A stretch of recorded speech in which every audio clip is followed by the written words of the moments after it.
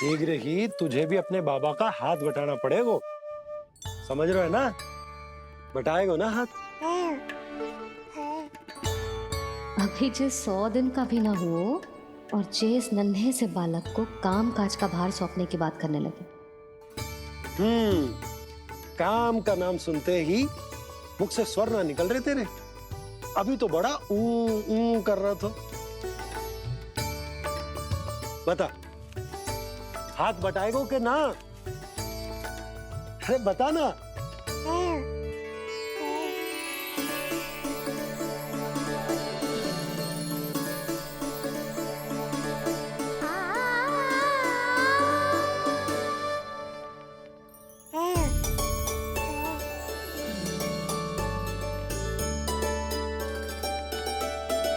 कल तू पूरा 100 दिन को हो जाएगा लल्ला।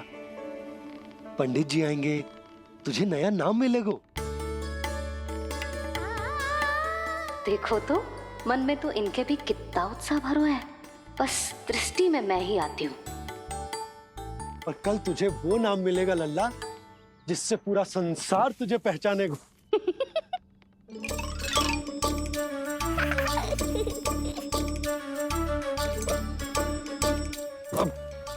लल्ला, कितना कार्य शेष है और तूने मुझे बातों में लगा लियो। मुझे क्यों फंसा रहे हो बाबा? छुपाने की कोई आवश्यकता ना है।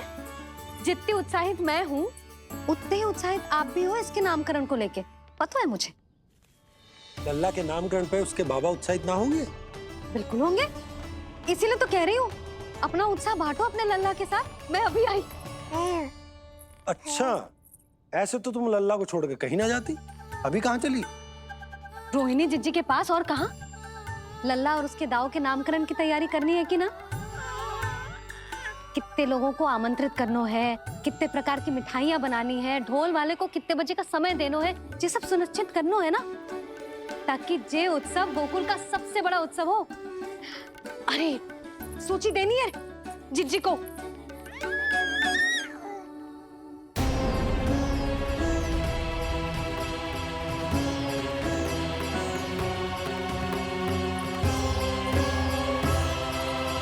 सबकी कोई आवश्यकता ना है। आवश्यकता ना है मतलब? कहना क्या चाहते हो आप? मैं ये कहना चाहता हूँ कि यशोदा, सत्य तो ये है कि हमें दुख में ना अत्यधिक दुखी होना चाहिए और ना सुख में अत्यधिक उत्साहित। प्रसन्नता कितनी भी क्यों ना, हमें उत्सव संयम से ही मनाना चाहिए। इतने वर्ष संयम ही तो रखा था ना नंद जी। ये समय संयम का ना आनंद से बावले हो जाने का है। यशोदा, हम आयोजन छोटा ही करेंगे। मैं कुछ सोच समझ कर ही तो कह रहा हूँ। पर क्यों? मुझे भी तो समझाओ। हर बात समझाने की ना होती यशोदा। अच्छा, पति पत्नी में भेद हो तो है? ठीक, मैं कोई भेद ना रखूं। जो भी अब तक मैंने तुम्हें ना बताया है वो सब बताऊं। ओहो, क्या कर रहे हो बाबा? कंस के बारे में कुछ बता मत देना मैया को। वो मंगला है ना, उसने आज शाम को ही बछड़ा दियो और भाद्रपद का मास लगभग बीतने को ही है, तो धीरे धीरे शरद ऋतु आ जाएगी, दूध की हानि भी कम हो जाएगी। हाँ? और वो सरजू है ना, उसको बैद जी ने पूरे पखवाड़े का विश्राम के लिए कहा है। क्यों? क्योंकि वो ठाट से गिर गए और गिरते समय उसे भीतरी चोट लग गई थी। अरे और... बस बस बस, ये सब मुझे क्यों बता रहे हो? इसका नामकरण से क्या संबंध? तुम्ही ने तो कही ना कि पति पत्नी के बीच में कोई भेद ना होता, तो मुझे जो भी बात पता है मैं तुम्हें बताऊंगा। कितनी समझदारी से बात बदल देते हो आप, और भोली भाली मैं आपकी बातों में आ जाती हूँ और इस सब में असली बात तो रह ही जाती है। किंतु आज बात मेरे लल्ला की है। उत्सव तो विशाल ही होगा और इस बारे में कछु और ना सुनूंगी मैं। आप लल्ला का ध्यान रखो, मैं जा रही हूँ रोहिणी जीजी के पास। यशोदा,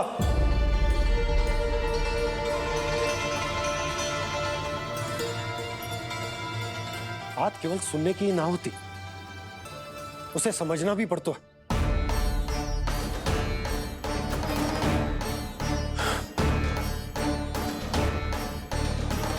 विश्वास है ना मुझ पर?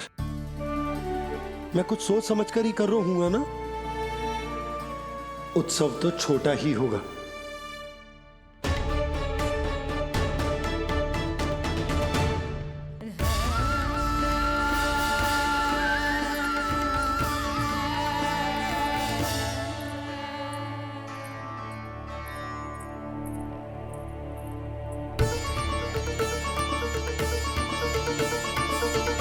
क्षमा करना लल्ला, तेरी मैया को डांटना पड़ गया।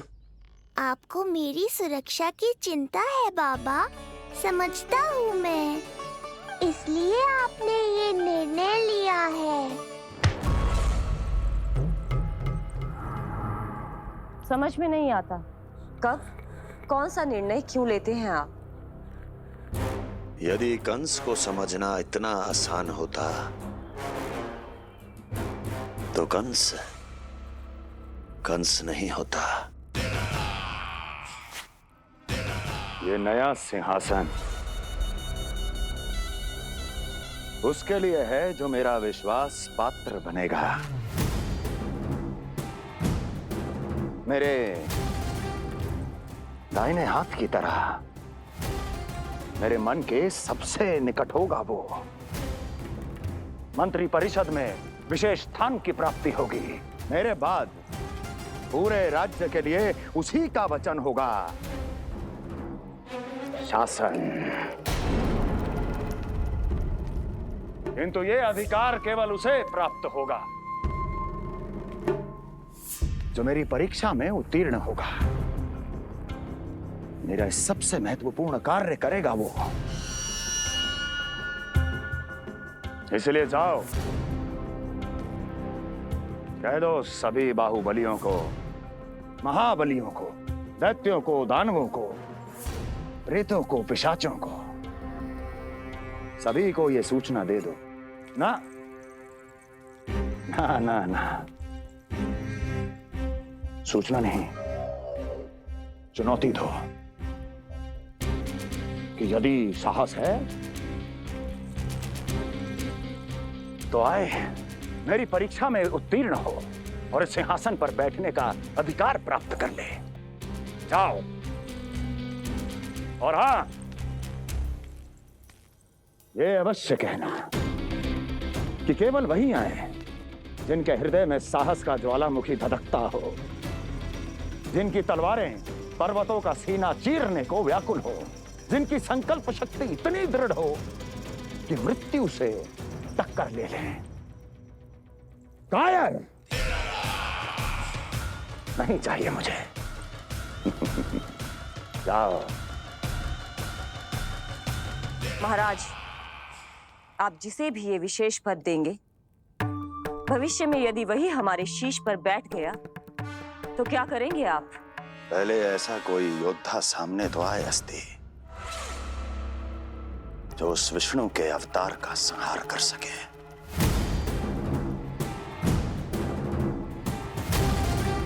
और जहां तक प्रश्न है हमारे शीश पर बैठने का, तो स्मरण रखो अस्ति, कंस को अच्छी तरह आता है ऐसे दुस्साहसियों को बीच दरबार में खड़ा करके अपनी उंगलियों के संकेत पर नृत्य करवाना। ता तिर्ग ता और अपना कार्य सिद्ध होने के बाद उनके तन से उनके शीश को उतारना। कंस को भली भांति आता है।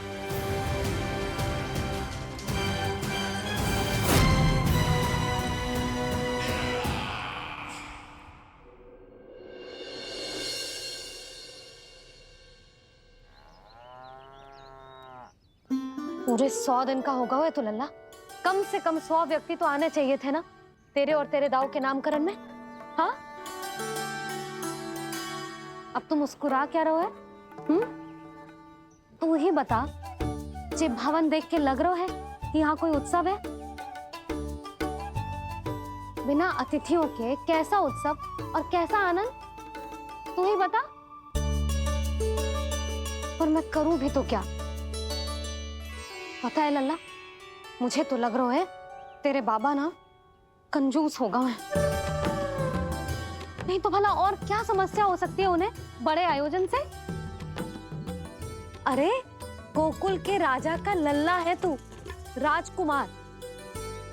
यदि तेरा आयोजन बड़ा ना होगो तो भला किसका होगो?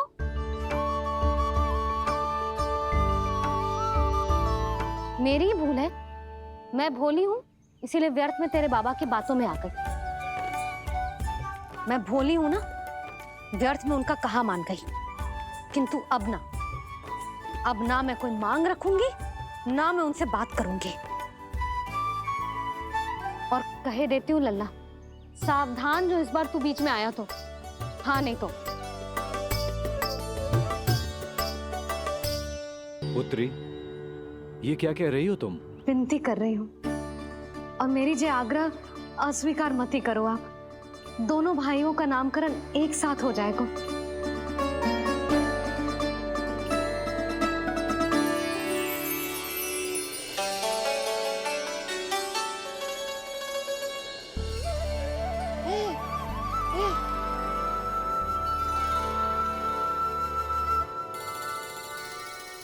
कितने प्यारे और निर्दोष बालक हैं।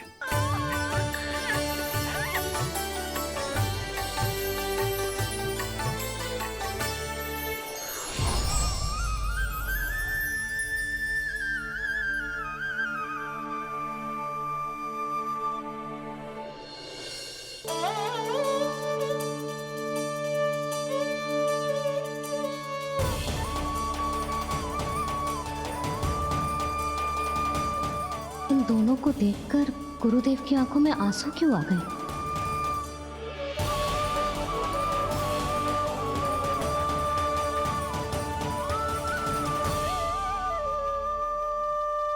ये क्या कर रहे हैं ऋषिवर?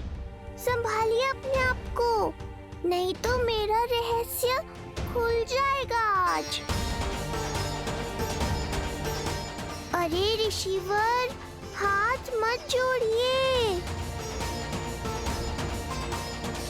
इससे पहले कि गड़बड़ हो जाए, अपनी नमस्कार मुद्रा को आशीर्वाद मुद्रा में बदल दीजिए। बात को समझिए, मैंने ये अवतार मैया और लल्ला के अद्भुत संबंध का अनुभव करने के लिए लिया है, पर आपकी भावुकता के कारण यदि मैया को मेरा सत्य पता चल गया तो ये संबंध ही बदल जाएगा।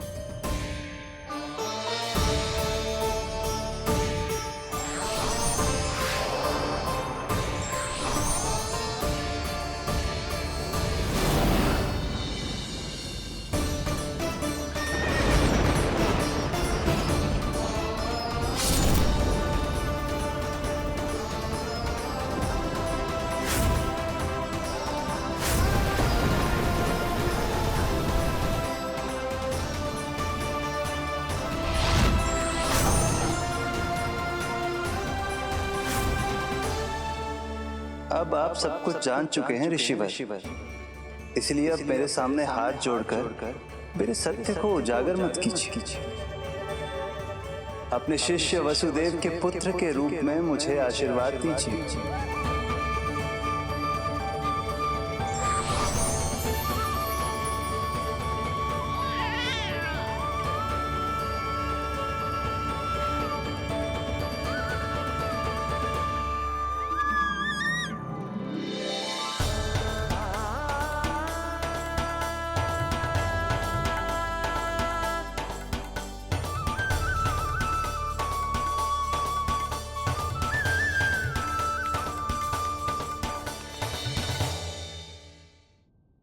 ऋषिवर, आप मौन क्यों हैं? और आपकी आंखों में आंसू? सब कुछ ठीक है ना? अब तो आप हमारे लल्ला का नामकरण करोगे ना? इन दोनों का नामकरण करना मेरा सौभाग्य होगा पुत्री।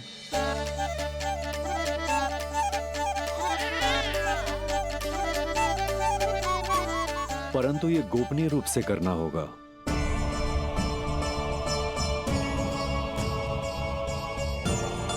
अवश्य ही स्वामी का आग्रह होगा। ताकि कंस की बुरी दृष्टि हमारे पुत्र पर ना पड़े। ये तो बहुत महान ऋषि हैं। इन्हें कंस के अत्याचारों के बारे में अवश्य पता होगा। अपनी संतान का नामकरण संस्कार करना एक मां के लिए उत्सव से कम नहीं होता है, पर यह छुपकर करना होगा। आप दोनों को स्वीकार तो है ना? जैसी आपकी आज्ञा गुरुदेव। स्वीकार है गुरुदेव। तो फिर कहाँ करना है हमें नामकरण का प्रबंध? गुरुदेव, मंदिर सही रहेगा? उससे पवित्र स्थान तो हो ही नहीं सकता है। ऋषिवर, आप तनिक विश्राम कीजिए, हम लोग प्रबंध करते हैं। मैं कुछ समय इन बालकों के साथ व्यतीत करना चाहूंगा। ये तो इनका सौभाग्य होगा। हमें आज्ञा दीजिए।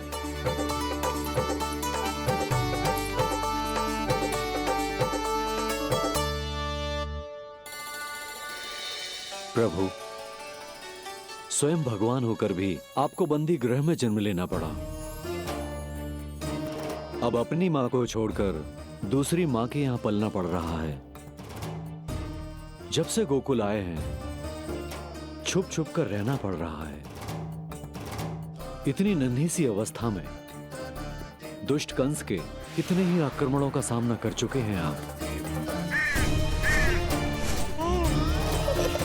और जिस उत्सव में सभी सप्तऋषियों और सभी देवी देवताओं को साक्षी बनकर आना चाहिए, उस नामकरण उत्सव को यहां एकांत में करना पड़ रहा है। क्यों प्रभु, इतने कष्टों को सहकर ये अवतार क्यों लिया है आपने? दुष्टों का नाश करने के लिए, धर्म की स्थापना करने के लिए और सबसे अधिक मैया की ममता का अनुभव करने के लिए। पर इसके लिए इतने कष्ट? मानव जीवन लिया है तो कष्ट तो उठाने ही पड़ेंगे ऋषिवर। मानव जीवन की आंच जला रही है, फिर भी आप मुस्कुरा रहे हैं प्रभु। ये कैसा अनोखा अवतार है? आंच में जलकर भी यदि मैं नहीं मुस्कुराऊंगा तो अपने भक्तों को क्या शिक्षा दूंगा मैं? आज एक कंस का प्रकोप है, भविष्य में सहस्रों कंस होंगे और आने वाले युगों में होंगे अनगिनत कंस। उस समय मेरे भक्तों को पता होना चाहिए कि अपने कष्टों को कैसे सहना है और धर्म के पथ पर अडिग कैसे रहना है।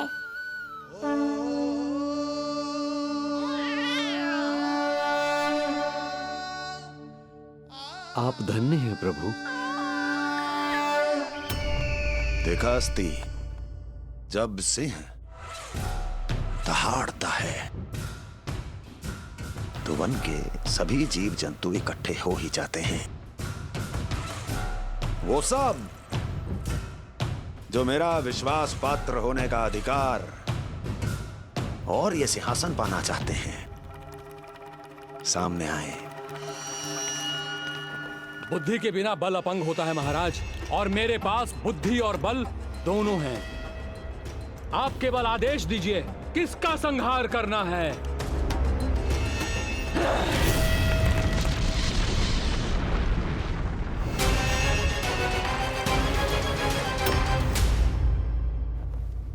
सारी तैयारी हो गई। बोलो। आप गुरुदेव को बुला लो, मैं रोहिणी जीजी और बालकों को ले आती हूँ। यशोदा, तुम रुष्ट तो ना होना मुझसे? मैं भला रुष्ट क्यों होने लगी? नहीं, तुम जो उत्सव बड़े धूमधाम से करना चाहती थी और बहुत प्रसन्न हूँ मैं कि हमारे लल्ला का नामकरण स्वयं ऋषि गर्ग पूरे विधि विधान से कर रहे हैं। मैं समझ गई, उत्सव बड़ा हो या ना हो, प्रसन्नता बड़ी होनी चाहिए। अरे मैं तो इतनी उत्साहित हूँ कि दोनों भाइयों का नामकरण आज के शुभ मुहूर्त पे हो रहा है। तो इससे पहले जो बीत जाए, जाओ। आप ही बुला लो।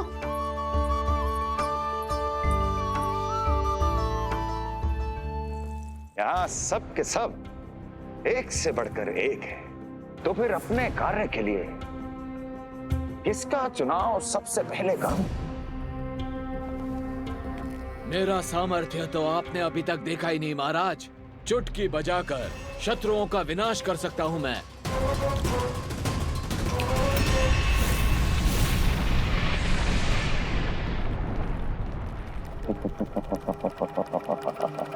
वाह!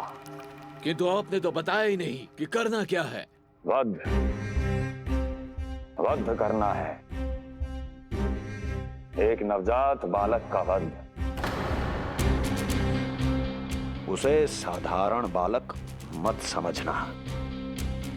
गोकुल में नंद के घर पल रहा वो बालक विष्णु का अवतार है।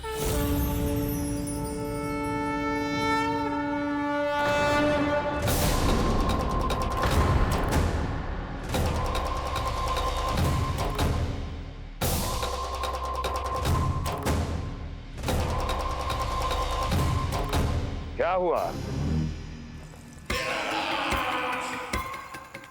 इतना सन्नाटा क्यों छा गया? क्षमा कीजिए महाराज, पर मैं नन्हे बालकों के साथ हिंसा नहीं करता। विष्णु अवतार बड़ा छलिया है महाराज, मैं उसका मुख भी नहीं देखना चाहता।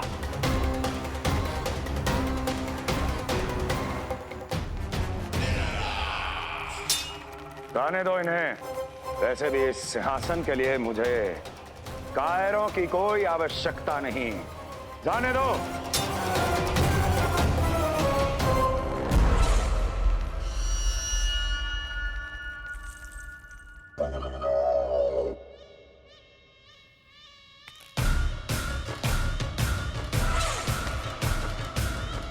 दुर्जन, क्या कहा था मैंने कहा था केवल वही आए जिनके हृदय में साहस का ज्वालामुखी धधकता हो, जिनकी तलवारें पर्वतों का सीना चीरने के लिए व्याकुल हो, जिनकी संकल्प शक्ति इतनी दृढ़ हो कि वो मृत्यु से टक्कर ले जाएं।